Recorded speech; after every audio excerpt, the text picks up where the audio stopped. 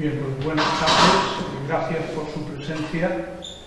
Esquerra Unida del País Valencià Verds, dentro de la campaña electoral, ha organizado en Guardamar esta rueda de prensa en la que estamos en esta mesa, concretamente yo por el Consejo Político Local y el compañero Víctor Domínguez, que es candidato al Congreso de los Diputados, es el cabeza de lista. Yo quisiera simplemente situar en el contexto de estas elecciones para que después el compañero profundizara más en aspectos concretos. Y lo primero que tenemos que tener en consideración es que estas elecciones se convocan sin haber acabado la legislatura y no como consecuencia de que se hubiese perdido una mayoría parlamentaria, sino como consecuencia de la crisis económica mundial, como consecuencia también de que las políticas que se han adoptado en España por el gobierno socialista no han sido las adecuadas. Y ante esta convocatoria electoral se nos tratan de presentar mayoritariamente dos opciones.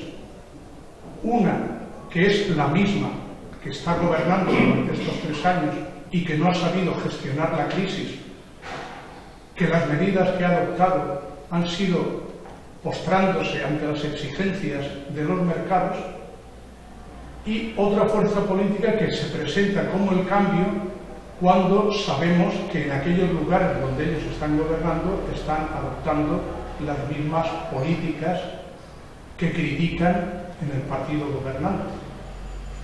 Por otro lado, en el contexto de la Unión Europea se están produciendo resultados electorales tanto a nivel nacional como a nivel regional que nos llevan a una conclusión, y es que donde están gobernando partidos de derechas el resultado electoral ha sido favorable a la izquierda, y donde están gobernando partidos que se presentan como de izquierdas el resultado electoral ha sido favorable a las derechas.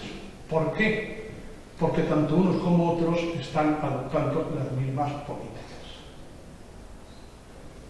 Tanto unos como otros están adoptando políticas neoliberales impuestas por los mercados y que están haciendo caer sobre los hombros y sobre las espaldas de los más débiles las consecuencias de una crisis que precisamente ellos no han provocado. En este contexto, nosotros pensamos que ninguna de las dos opciones que se presentan son de fiar. Una, porque quien la encabeza ha formado parte del gobierno que ha tomado esas medidas. Y la otra, porque donde está gobernando está adoptando las mismas medidas que critica, pero que ellos las adoptan e incluso más todavía de las que están adoptando el gobierno de la nación. Por eso nosotros, nuestra propuesta es a los ciudadanos, como pueden ver aquí detrás, que se rebelen contra el conformismo de aceptar el bipartidismo como la única solución. Hay otras soluciones que no son las que se nos presentan, que son más de lo mismo.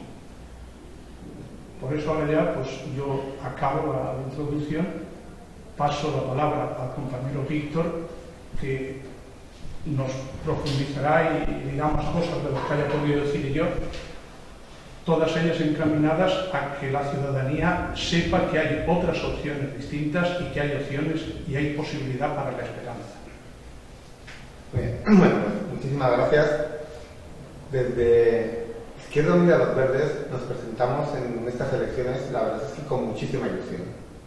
Y más ahora que estamos ya en la última semana de campaña electoral y donde nos estamos dando cuenta que a lo largo de esta campaña tan intensa que estamos realizando, estamos recorriéndonos toda la provincia tratando de hacer una política de cercanía, tratando de hablar con las personas, saber lo que realmente ellos pensaban y tratar de transmitir boca a boca, con total tranquilidad, con tiempo, sin renunciar a lo que es el debate, constantemente nuestras propuestas. Y la acogida que estamos teniendo está siendo muy buena.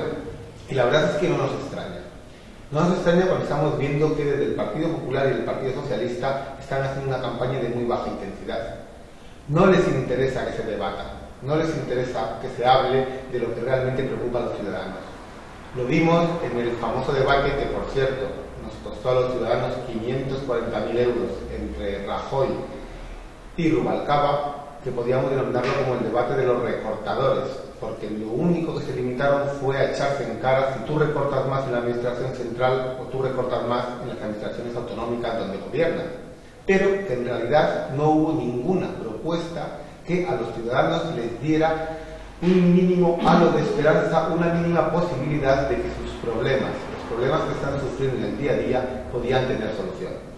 Y hemos visto cómo esta campaña de baja intensidad la llevamos hasta el punto de que ni Partido Popular ni Partido Socialista parece que tengan mucha intención de debatir con otras fuerzas que puedan presentar alternativas reales al ciudadano. El Partido Socialista ha intentado que Izquierda Unida no pudiera participar en el debate de Canal No. El debate de Canal No, que finalmente se va a realizar, ha contado con un recurso del Partido Socialista porque no quería que una voz diferente a la suya, que una voz diferente a lo que los mercados están marcando, que una voz diferente a lo que se ha venido realizando hasta la fecha y que se ha demostrado que es un estrepitoso fracaso, se pudiera escuchar en la televisión pública valenciana. Finalmente, por suerte, hemos conseguido poder acceder al debate y el 16 de noviembre participaremos en él. ¿Y qué decir del Partido Popular? Que en distintos debates a los que yo he acudido como candidato, él se ha negado a participar. No tiene ningún interés en participar. De hecho, yo creo que ello le debe costar hasta titular en el mapa la provincia de Alicante. Porque eso de venir una vez cada 4 años cuando hay elecciones, pues claro, de 4 años en 4 años se le olvida dónde se encuentra nuestra provincia, ¿no? Entonces nosotros decimos que estamos viendo cómo nuestras medidas están teniendo muy buena acogida porque estamos consiguiendo transmitir a la gente que hay alternativas de izquierda. Que las políticas que nos están llevando, que nos las quieren vender como que es algo inevitable, que es algo contra lo que no se puede luchar, pues que esas políticas solo conducen al fracaso, solo conducen a más recortes sociales, solo conducen a mayor precariedad para la mayoría de los ciudadanos y que se pueden hacer políticas dando por completo la vuelta a lo que se ha venido haciendo hasta la fecha. ¿Y qué es lo que se ha venido haciendo hasta la fecha? Pues es muy sencillo. El Partido Socialista, desde el Gobierno Central, con el apoyo del Partido Popular desde la oposición, y el Partido Popular, las distintas comunidades en las que gobiernan, han ido en una misma línea, que es lo que le venía dictado desde arriba, lo que le dictaban las agencias de calificación, lo que le dictaba el Banco Central, lo que le dictaban los directivos de los grandes bancos, en definitiva lo que le dictaban las élites económicas. Unas políticas que eran muy claras. ¿Cómo acabar con la crisis? Pues bien, frente a la crisis se aplican recortes a los que menos tienen, recortes a los trabajadores, y hemos tenido congelación de pensiones, hemos tenido una reforma laboral que lo único que presentaba era un despido más barato, hemos tenido el aumento de la jubilación de los 65 a los 67 años, hemos tenido recortes en sanidad, recortes en educación, es decir, recortes para la mayoría de los ciudadanos, para la mayoría de los trabajadores, y al mismo tiempo ventajas fiscales e inyección de dinero público para las grandes fortunas, para los directivos de las grandes empresas, de los grandes bancos, para los directivos de las grandes multinacionales. ¿Y eso cómo se puede consentir? Porque tenemos que ver que cuando decimos que estamos en crisis, cuando decimos que vivimos momentos muy preocupantes, tenemos que preguntarnos claramente, ¿crisis para quién? Momentos muy preocupantes para quién. Porque ni el señor Botín, ni los directivos del BBVA, ni los directivos de las grandes empresas españolas están teniendo ninguna crisis, ni están sufriendo ningún problema preocupante.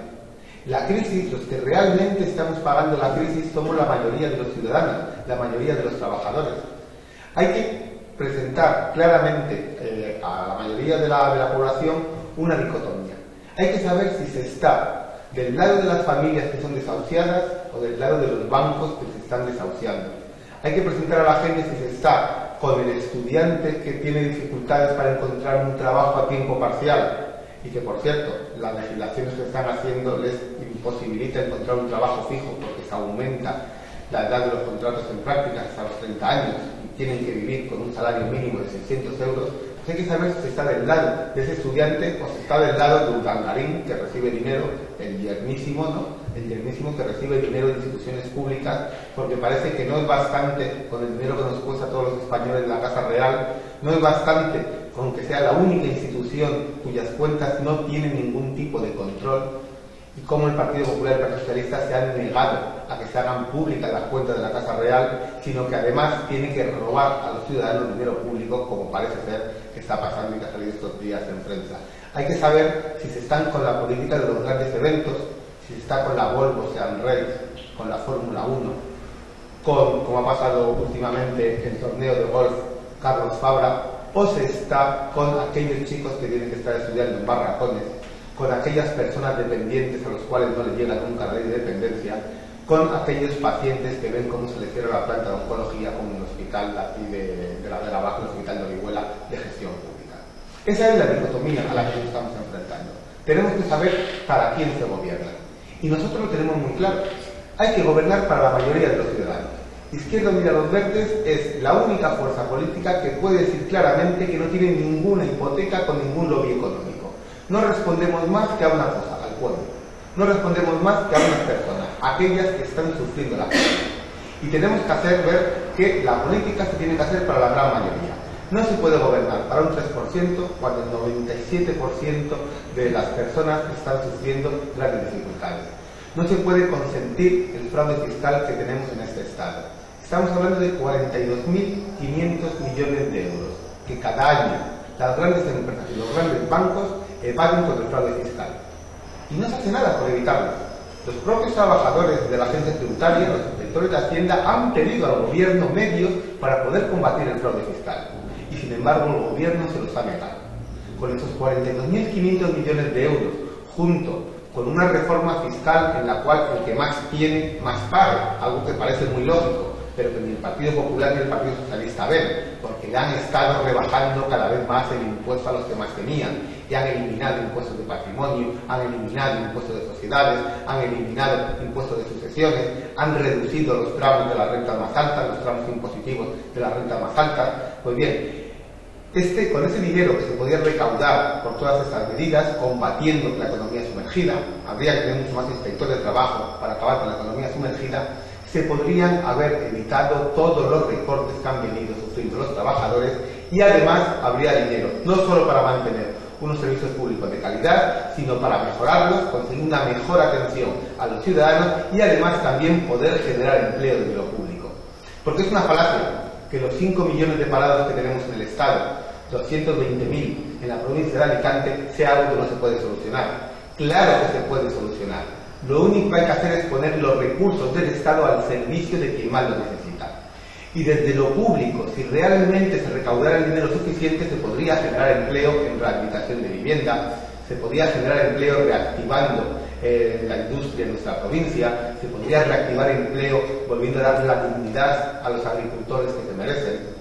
No es normal esa diferencia de a veces de hasta 15 veces el precio de cuando un producto sale de la huerta a cuando lo tenemos que comprar en los centros comerciales. Vamos a luchar contra la especulación, vamos a luchar contra esos intermediarios para poder reactivar también nuestro campo, que tan necesario es. Tenemos que conseguir además generar empleo a través de las energías renovables. Es increíble que en el Estado español se produzca menos energía solar que en Alemania, cuando en Alemania tienen la mitad de horas de sol a lo largo del año que tenemos aquí en España.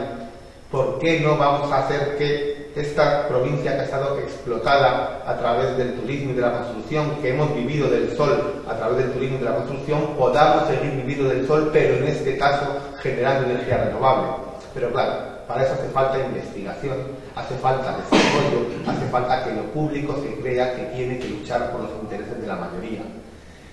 El potenciar la energía solar sería democratizar la energía, porque todo el mundo podría tener en sus casas unos paneles solares que generaran energía, y eso sería atacar los grandes monopolios de las grandes empresas que son las que están haciendo negocio también con nuestra energía.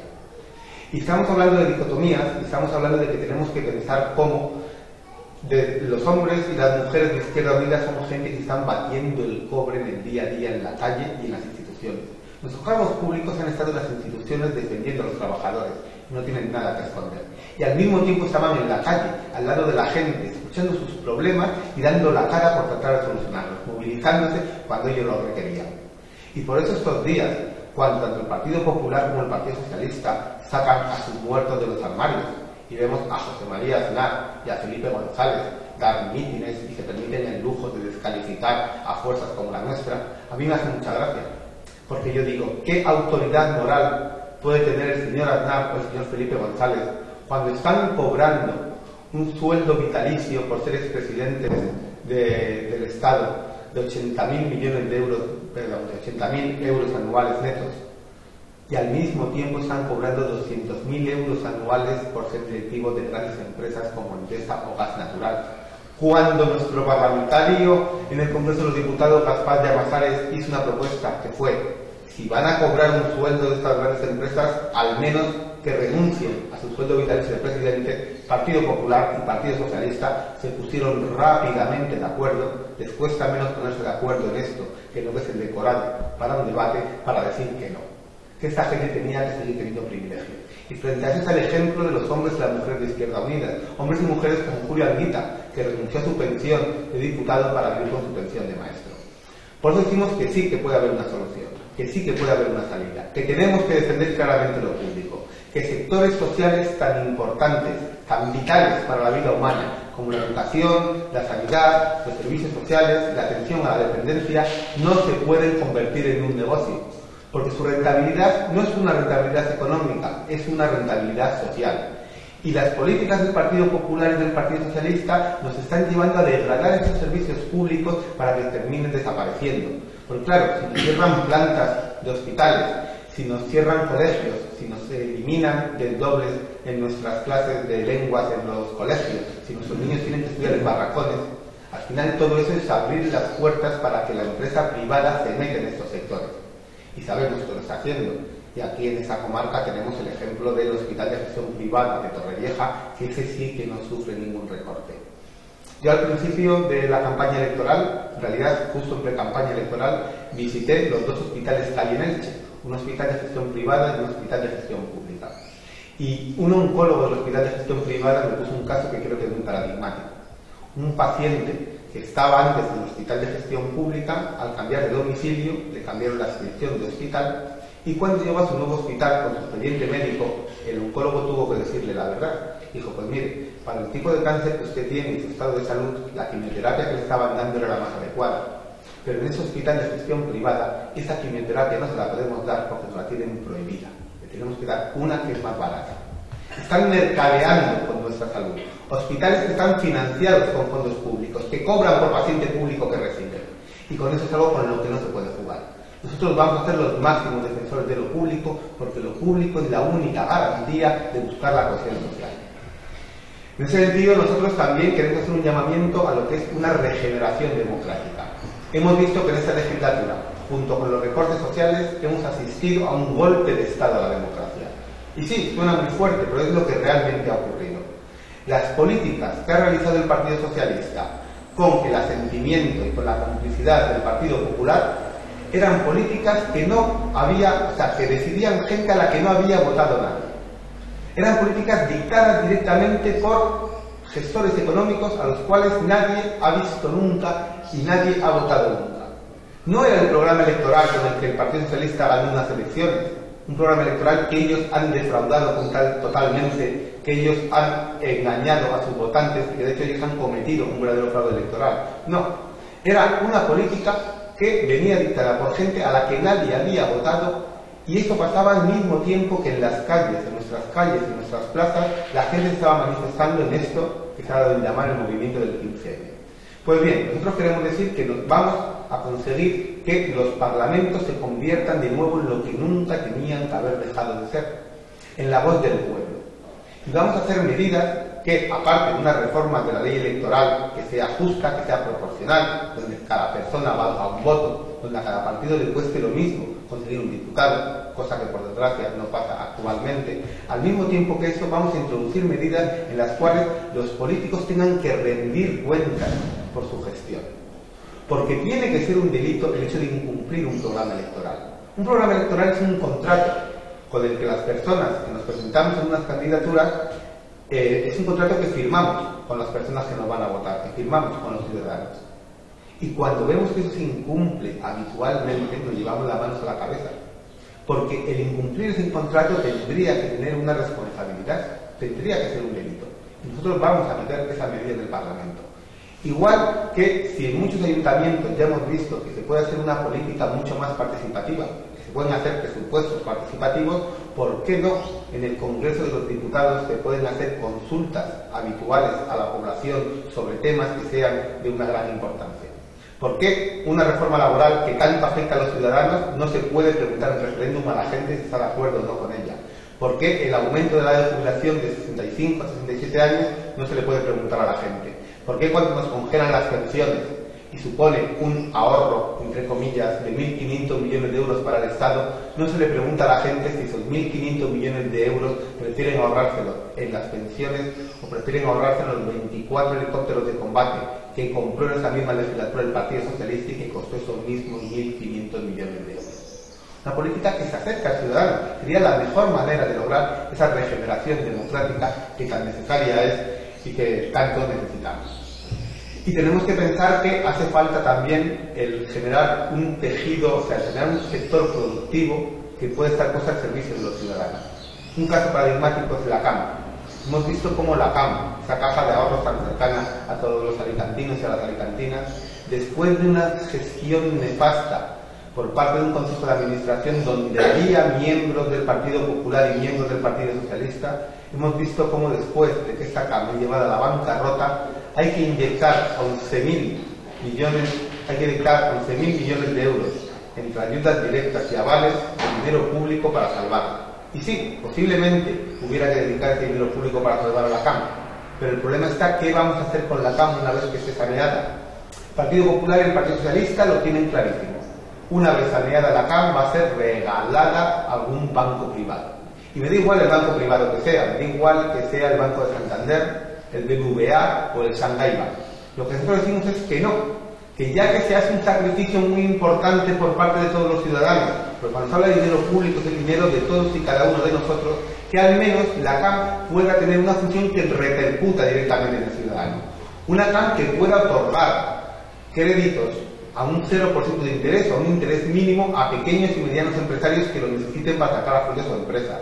Una CAM que pueda dar créditos a aquellos jóvenes que lo necesitan para poder acceder a su primera vivienda. Una CAM que pueda dar créditos para que puedan comer a fin de mes familias donde todos sus miembros estén en paro y que no cobren ningún subsidio de desempleo. Y no la CAM que tenemos ahora, que se permite el lujo de San Vicente hace 10 días desalojar a una familia de 7 miembros porque debían 720 euros. Estos mismos miembros del Consejo de Administración que se han estado enriqueciendo con sueldos estratosféricos, con indemnizaciones multimillonarias, dejan en la calle a una familia de 7 miembros porque deben 720 euros. Ellos son los que deberían estar no en la calle, sino en la cárcel. Sino en la cárcel, porque eso debería estar calificado como un delito y es algo que deberemos perseguir y que nosotros vamos a perseguir. Por eso quiero terminar con un mensaje de esperanza. Yo creo que si nos damos cuenta, la gran mayoría de los ciudadanos, dónde están nuestros intereses, podemos cambiar las cosas. Cuando decíamos antes que tenían miedo a preguntar a la gente, que tenían miedo a la democracia, es porque tienen miedo a que seamos de una vez por todas conscientes de que podemos tomar la rienda de nuestro destino, que podemos gobernarnos a nosotros mismos sin la tutela de unas élites económicas, que el pueblo es sabio y el pueblo sabe dónde están muy bien sus intereses. Si nos damos cuenta de eso, nos damos cuenta de que somos más, de que somos el 97% frente al 3% de la gente que está viendo favorecida por las políticas que se emanan de las instituciones como el Banco Central Europeo. Si somos conscientes de eso, podremos cambiar las cosas. Y no es fácil, y no se acabará el 20 de noviembre. Después del 20 de noviembre tendremos que seguir teniendo muchas luchas. Pero hay que luchar en todos los campos, porque esas élites económicas saben muy bien cuáles son sus intereses y no renuncian a nada con tal de defenderlos. El caso está que tenemos que saberlo también nosotros. Y tendremos que luchar en la calle, manifestándonos, acampando, en concentraciones. Tendremos que luchar en redes sociales, tratando de generar opinión con el Twitter o con el Facebook. Tendremos que luchar en los centros de trabajo, en las huelgas o en los paros, donde se defiendan derechos de los trabajadores. Y también tendremos que luchar en las urnas. Porque estas urnas el 20 de noviembre se llenan de votos rojos y verdes. De los votos que representan a la coalición de Izquierda Unida, los verdes, seremos capaces de cambiar muchas cosas. Un grupo parlamentario fuerte de Izquierda Unida, los verdes, va a poder poner freno a las políticas de derechas que hace el Partido Socialista y al Partido Popular. Porque el Partido Popular a quien nos tiene miedo es a nosotros.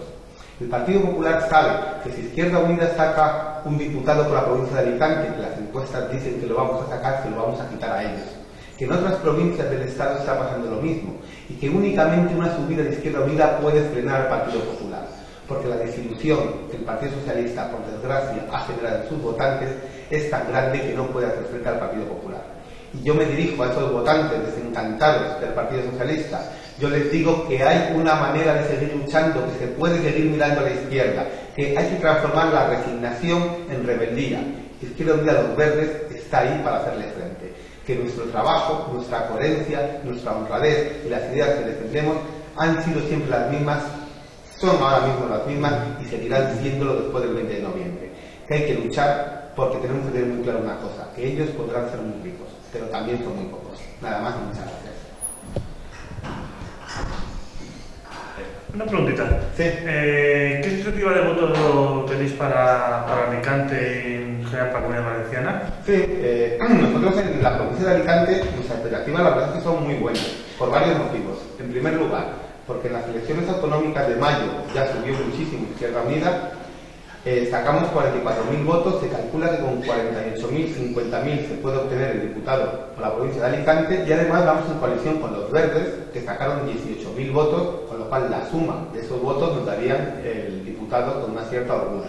Además, somos muy optimistas porque estamos viendo una muy buena receptividad de nuestras propuestas. La gente está muy desengañada con ese sistema bipartidista y va a buscar otra opción.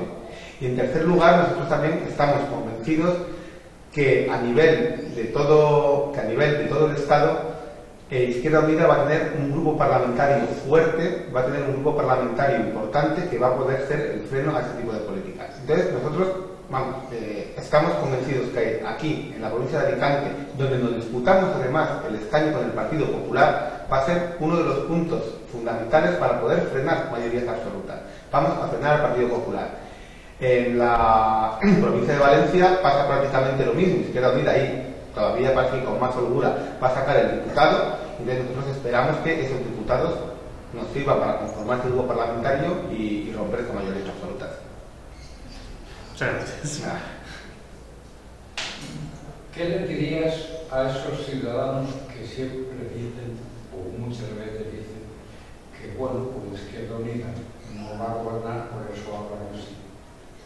Sí, pues a los ciudadanos hay que decirles que tenemos ejemplos muy cercanos que acaba de pasar hace pocos días en Aspe, aquí en el Campo Millán, que hemos visto cómo en Aspe justamente la gran subida de Izquierda Unida ha sido lo que ha impedido que el Partido Popular gobierne. Y va a haber un gobierno donde se van a alternar en la alcaldía el Partido Socialista y Izquierda Unida, que estoy seguro que va a ser muy beneficioso para el pueblo. Nos estamos jugando mucho más que tener a Rajoy o a Rubalcaba. De hecho, tener a Rajoy o Rubalcaba para las cuestiones fundamentales de la economía iba a cambiar muy poquito, porque la política económica se está marcando desde fuera. Lo importante es el control que puede haber de un grupo parlamentario de izquierda que pueda poner freno a las políticas que se van a hacer. Simplemente con que Izquierda Unida hubiera habido, a través de una ley electoral justa, proporcional, hubiera tenido los 15 diputados que le hubieran correspondido con el millón de votos que teníamos, no hubiera habido reforma laboral, no hubiera habido aumento de la edad de jubilación. Para eso es importante tener un grupo parlamentario, para poder romper justamente esas mayorías absolutas, que ya hemos visto a dónde nos han llevado las mayorías absolutas, y para que la voz de la izquierda esté con fuerza presente en el Parlamento. Gracias. Nada. Buenas tardes. Parece ser que según las encuestas hay un alto porcentaje para el voto en blanco o el voto nulo. Entre ellos creo haber leído hoy en la prensa que el movimiento 15M ha pedido el voto en blanco. ¿En qué puede perjudicar esta tendencia a la abstención o el voto en blanco al partido por Izquierda Unida? Sí, lo primero, o sea, el movimiento 15M, que es una cosa muy heterogénea, no ha pedido el voto en blanco. El movimiento 15M lo que ha dicho es que no hay que votar a los, ellos dicen, los tres grandes partidos que incluyen a CIU. Ellos dicen que no hay que votar ni a CIU, ni al Partido Popular, ni al Partido Socialista. Y una de las opciones que barajan algunos de los grupos del 15M es votar en blanco, igual que otras dicen que hay que votar a la siguiente fuerza con más posibilidades de sacar un diputado por cada provincia. Y que, no sé, pues, por poner un ejemplo, creo que en Soria podría ser UPyD, en Ávila podría ser UPyD, y que en Alicante tenía que ser Izquierda Unida. O sea, el 15M está haciendo esos análisis, pero en ningún caso está pidiendo el voto en blanco como tal. El voto en blanco, la gente tiene que ser consciente que lo que hace es favorecer a los partidos mayoritarios.